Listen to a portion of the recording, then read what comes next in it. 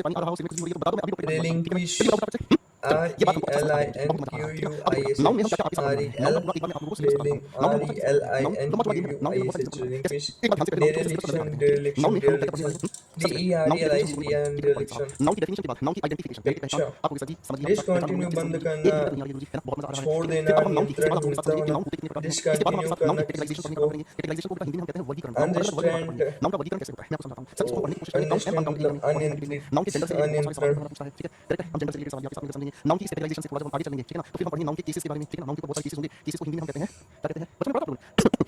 Retain मतलब है बनाए बता रखना कंटिन्यू मतलब देखिए जारी बता रखना पढ़ा है हमने पढ़ा है डिसकंटिन्यू करताली मतलब गरम को घर से कंटिन्यू हाँ चला हो बचपन में ऐसे सकते पढ़ाते हैं हमारे क्लास में कंटिन्यू हो में ना, सकता ठीक है ना। ये हम लोगों ने सीखा, ठीक है भाई। नाउन के केसेस हम लोगों ने पढ़े हैं, नाउन के केसेस हम लोगों परित्याग ने पढ़े करना हैं तो दोस्तों। फिर हम नाउन के बारे में एक चीज और यही इत्यादि पता हो समझेंगे ना। सकता देखिए है यहाँ इसी के साथ एक्सेप्ट साथ हम फॉर्मेशन भी सीखेंगे कि नाउन बनाने भी तो सिखाओगे ना मुझे। कीप फॉर्मेशन मतलब ऑफ नाउन ये भी हम रखना आपको साथ सीखेंगे कि किसी भी डॉग लिखे शब्द से नाउन मतलब कैसे बनाया जाता है, अपनाना किसी भी लिखे शब्द से नाउन कैसे बनाया जाता है, ये भी एक्सेप्ट हम भी लोग तो हो सिखाऊंगा, ठीक है सकते ना। हैं आपको बहुत तरीके से सीखने को मिलेंगे। फिर हम लोग सीखेंगे नाउन का नंबर।